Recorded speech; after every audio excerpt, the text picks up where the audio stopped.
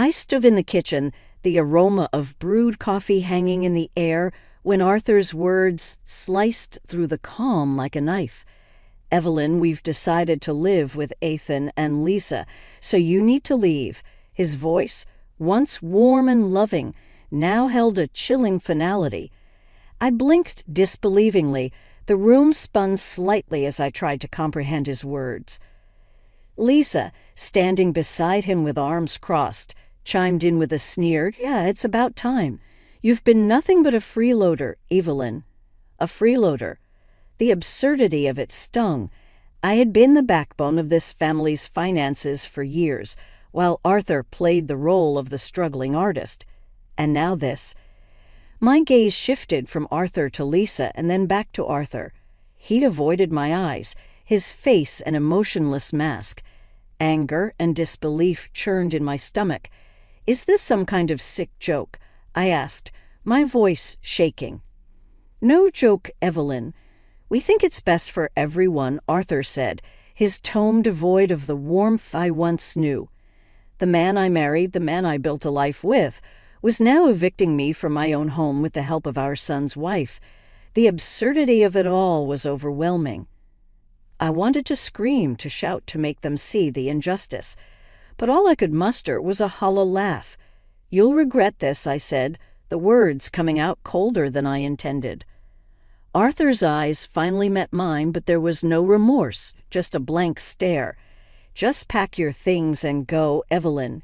It's for the best." "Certainly, here's the text punctuated and formatted into short paragraphs." I looked around the kitchen, the heart of our home, where I'd cooked countless meals, where we'd shared so many memories, and now they were casting me out like an unwanted guest. "I'll leave," I said, my voice steady despite the turmoil inside. "But remember this, Arthur, you'll regret this day." I turned, leaving them standing in the kitchen, and walked to our bedroom, my bedroom, the room where I had spent over 2 decades of my life, now just a hollow reminder of a love that had withered away. I packed a suitcase with clothes and essentials, grabbed my work laptop, bank book, and some valuables, and headed for the door. As I passed the living room, I saw them sitting together, already erasing my existence from their lives. "You think you've won," I said, pausing at the door, "but this isn't the end. It's just the beginning." Without waiting for a response, I walked out the door, closing it behind me with a finality that echoed in my heart.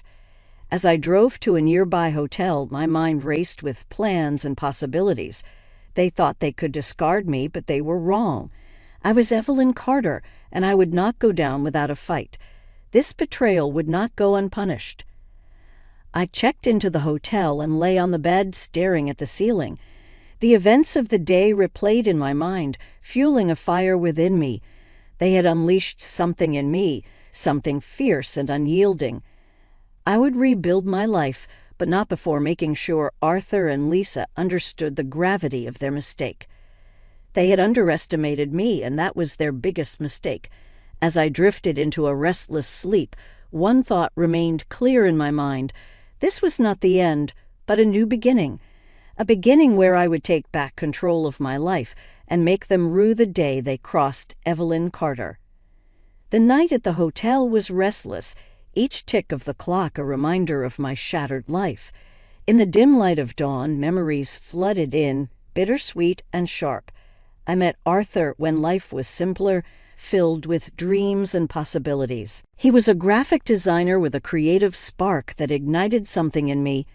Our courtship was a whirlwind, a blend of passion and promise.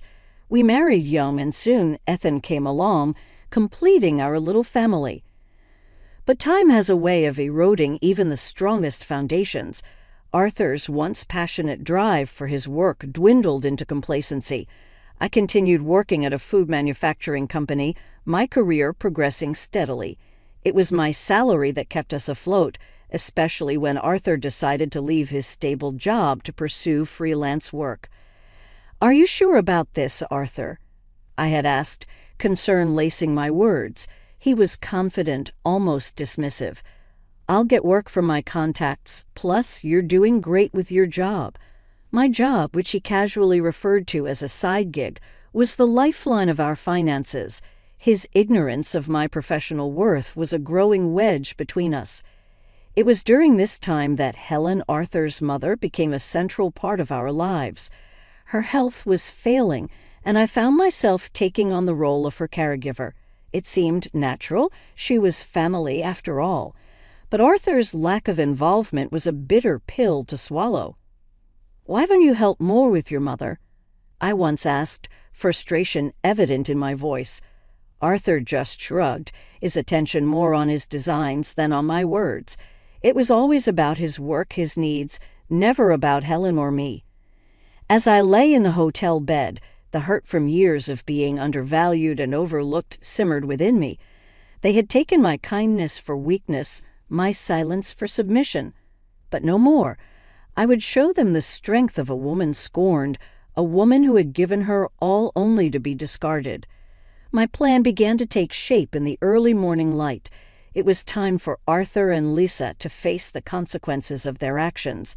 They thought they had removed the problem from their lives, but in reality they had ignited a fire. I would start with Arthur's finances. It was time he learned the true value of the money I brought into our household. I knew his freelance work wasn't as lucrative as he pretended. His pride would crumble under the weight of financial realities. And Lisa, with her smug sense of entitlement, would learn that her actions had repercussions. I remembered her disdain, her condescending words. She had no idea about the struggles and sacrifices I had made for this family. I rose from the bed, a new determination coursing through me. I would not be a victim of their cruelty. I would be the architect of their comeuppance.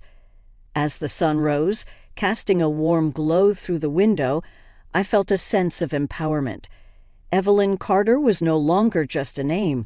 It was a symbol of resilience and retribution. They had underestimated me, but they would soon learn the cost of their betrayal. This was not just about revenge, it was about justice, and I would have it, no matter what it took. The first rays of sunlight brought clarity and resolve. I checked out of the hotel with a single goal in mind: to begin my carefully crafted plan of retribution against Arthur and Lisa. Returning home to gather the rest of my belongings was a calculated move. I needed to see Arthur to gauge his reactions, to feed the fire of my resolve. The house felt different as I stepped in, colder, unwelcoming. Arthur was in the living room, his back to me, lost in his thoughts. "I've come for the rest of my things," I announced, my voice steady. He turned, a flicker of surprise crossing his face before it settled into an indifferent mask. "Fine, take whatever you need." As I moved through the house, memories taunted me, but I pushed them aside. This was no time for sentimentality, it was a time for action. In our bedroom, I quickly sorted through our shared life, compartmentalizing emotions, focusing on the task: clothes, personal items, some documents. I was methodical, leaving no trace of myself behind. Arthur hovered at the doorway, watching. "Evelyn, are you sure about this?" His question was a mix of confusion and a faint hint of concern. It was almost laughable. "You made your choice, Arthur. Now live with it," I replied without looking at him. I could feel his gaze on me, but I didn't falter. This was the man who had underestimated me, who had pushed me out of my own life. No more. The final item I packed was a photo of us in happier times. I stared at it, a bitter smile on my lips. Then, without a second thought, I left it on the dresser, a reminder of what he had lost. As I carried my belongings to the car, Arthur's voice stopped me. "Evelyn, about the finances." I turned, meeting his eyes. "What about them?" I asked. "We might need to discuss how we'll handle things moving forward." "Oh, now you're concerned about finances." My voice was tinged with sarcasm. "Don't worry, Arthur. You'll manage. After all, I was just a side gig, remember." His expression faltered, guilt and realization dawning, but it was too late for regrets. I drove away without looking back, the chapter of Arthur and me firmly closed. But this was just the beginning. My mind raced with plans, each more satisfying than the last. I knew Arthur's weaknesses, his pride, his finances, his superficial understanding of my contributions. I would use these to my advantage. He would learn the hard way the value of what he had so callously discarded. And Lisa, her arrogance, would be her downfall. I would make sure of it. She thought she could step into my life, take my place without consequence. She was sorely mistaken. I found a small apartment, a temporary refuge as I plotted my next moves. It was modest but sufficient for my needs. As I unpacked, the reality of my situation sank in. I was alone, but I was also free. Free to rebuild, free to exact revenge, free to be the woman I was meant to be. That night, as I lay in bed in my new apartment, I felt a surge of empowerment. They had pushed me to the edge, but I had emerged stronger, more determined. Evelyn Carter would no longer be a victim. She would be a force to be reckoned with. Settled in my new apartment, I strategized my next moves. The first step was to confront the financial facade Arthur had constructed. It was time he faced the reality of our situation, the reality he so conveniently ignored. I started by securing my financial assets. I transferred my savings to a new account, ensuring Arthur had no access. This was my hard-earned money, and I would not let him squander it any longer. Next, I prepared for the inevitable legal battle. I contacted a lawyer, someone known for their tenacity and success in divorce cases. As I explained my situation, the lawyer nodded, understanding the gravity of my case. "We'll make sure you get what you deserve, Mrs. Carter," she assured me, her voice firm and confident. I felt a sense of relief, knowing I had a professional in my corner. This wasn't just about money, it was about justice. A few days later, I received a call from Arthur. His voice was strained, a hint of desperation creeping in. "Evelyn, we need to talk about the divorce and the finances." I agreed to meet, curious to see how he would handle this confrontation. We met at a quiet cafe, a neutral ground for what was to be a decisive discussion. Arthur looked worn, the stress of the situation clearly taking its toll. "Evelyn, I think we rushed into this. Maybe we can work things out." His plea was pathetic, a stark contrast to the confident man I once knew. "Work things out? You threw me out, Arthur. You made your choice." He flinched at my words, but I felt no sympathy. This was the bed he had made. "We can't afford a divorce, Evelyn, not with my financial situation," he finally admitted. "Oh, now you admit it," I retorted, my voice laced with scorn. "You're finally facing reality." Arthur's eyes darted around the cafe, his pride wounded. I thought we could come to an agreement without lawyers," he said, his facade crumbling. "I want $10,000. That's my price for an amicable divorce." I leaned in, my gaze steady. $10,000. I don't have that kind of money." Arthur's face paled. "That's not my problem, Arthur. You wanted me out, you pay the price." He struggled for words, his facade crumbling. I'll see what I can do." I stood up, my chair scraping against the floor. "You have 1 week, Arthur. 1 week to give me what I'm owed." As I left the cafe, I could feel Arthur's eyes on me, but I didn't look back. This was more than just a financial transaction. It was a statement. I was no longer the woman he could manipulate and discard. Back in my apartment, I allowed myself a small smile. The tables were turning. Arthur was finally understanding the cost of his betrayal, and this was just the beginning. There was more to come, and I would make sure he paid every penny of the emotional debt he owed me. The week after confronting Arthur was a whirlwind of activity. I found solace in action, each step a move towards reclaiming my life. But the true test came when Arthur called to arrange the exchange of the $10,000. We met at the same cafe, a public space where emotions couldn't easily run amok. Arthur was there first, looking more defeated than ever.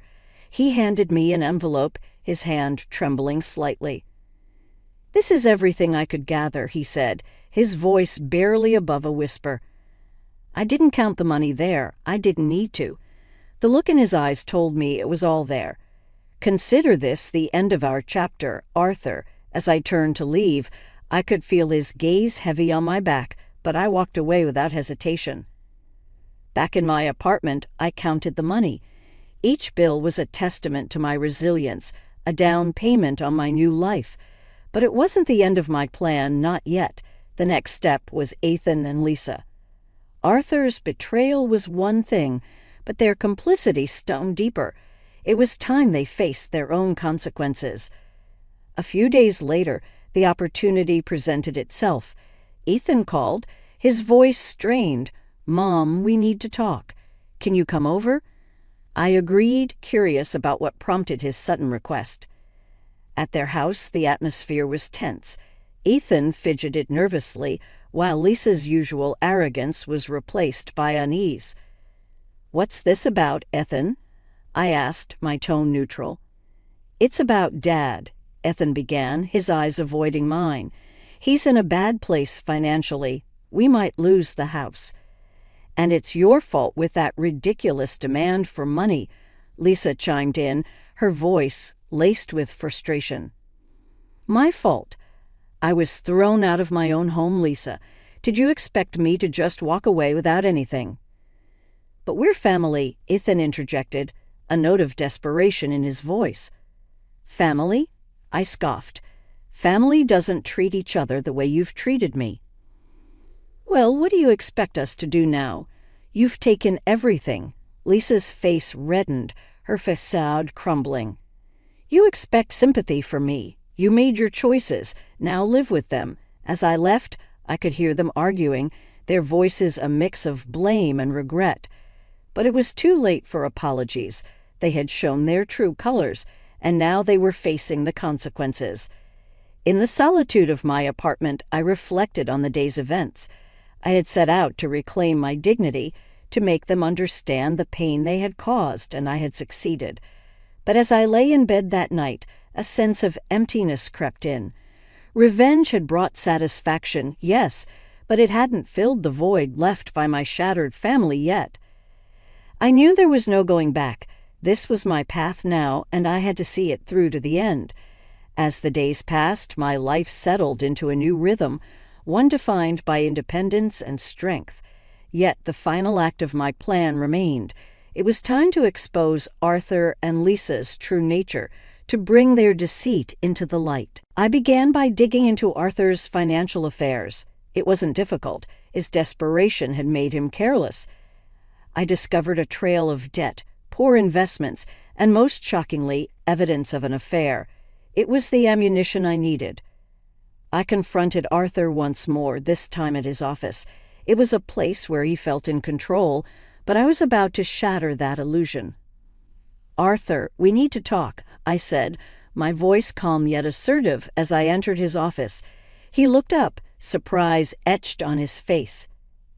"Evelyn, what are you doing here?" "I know about the affair, Arthur, and the debts," I stated, watching as his face drained of color.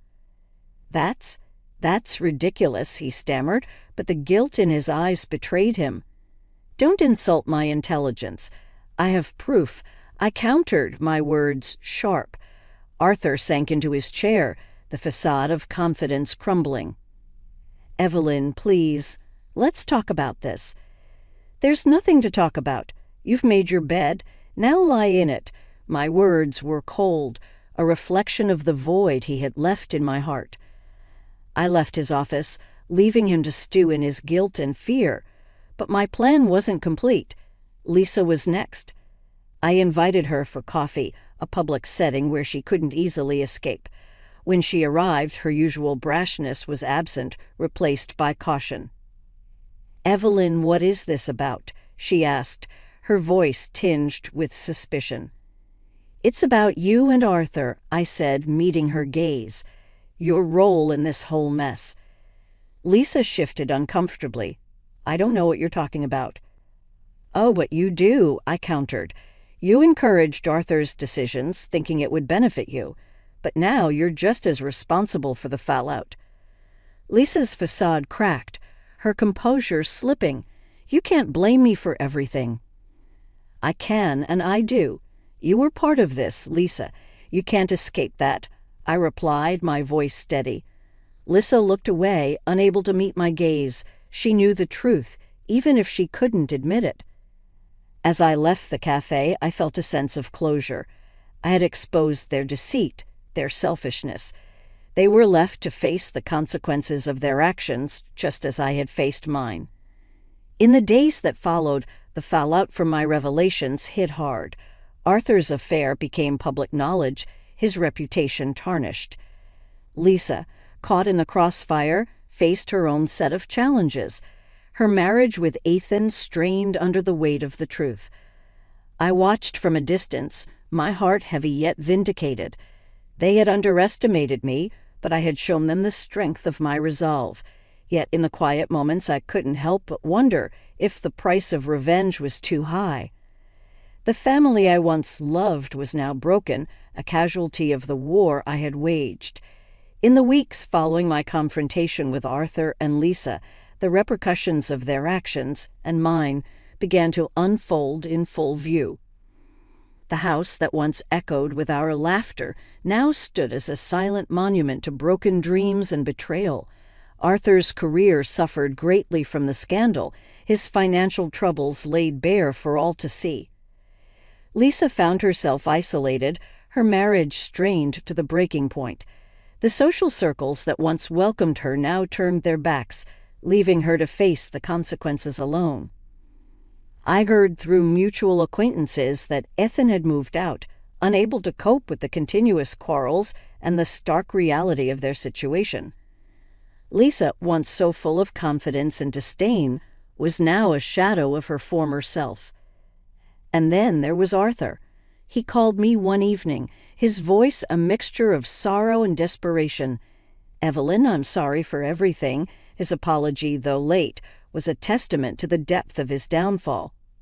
"Your sorry can't undo what's been done, Arthur," I said. "I know I've made mistakes, but I'm paying for them now," he replied, his voice breaking. "You're not the only one paying, Arthur. We all are," the weight of our collective pain heavy in my voice. We ended the call with no promises of reconciliation, only the somber acknowledgement of our shared history and its painful end. In the aftermath, I found solace in my newfound independence.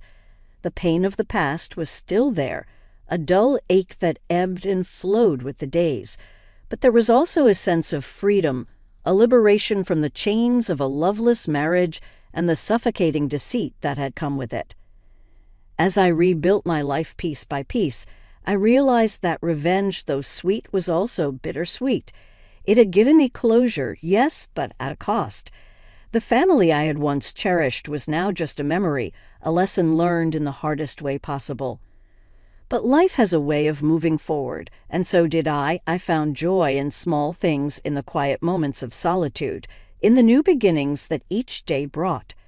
The scars of the past remained, but they no longer defined me. I was Evelyn Carter, a woman who had faced her demons and emerged stronger. The journey had been long and fraught with pain, but I had survived, and in that survival, I have found a new sense of self, a new purpose. As I look back now, I realize that the greatest revenge was not in the downfall of Arthur and Lisa, but in the rise of my own spirit. In the end, I had not just survived, I had thrived.